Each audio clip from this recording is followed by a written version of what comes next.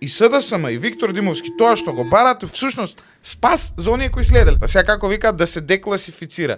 Доколку се декласифицира тој материјал, тој ќе биде неупотреблив за на суд. Затоа што судската постапка е јасна, дека доколку тоа се излезе во јавност, процедурата ќе биде повредена и сите кои злоупотребиле ќе треба да бидат ослободени. Барањето за декласификација е тоа.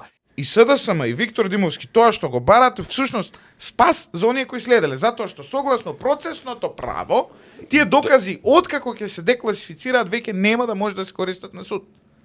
Одиме сега уште еден дел. Спомнавме дека имало следени новинари.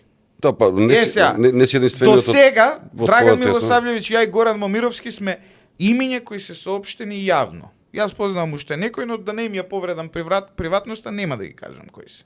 Има едно друго прашање.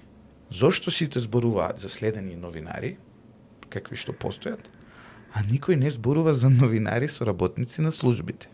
Така, мислиш дека во целата оваа приказна има и луѓе кои што соработувале со нив? Не мислам. Знам. Зошто? Ако го гледате однесувањето на голем дел од медиумската фела, по објавувањето на скандалот, ќе ги видите контурите на соработката на медиумите во оваа удбашка мрежа, односно на новинарите.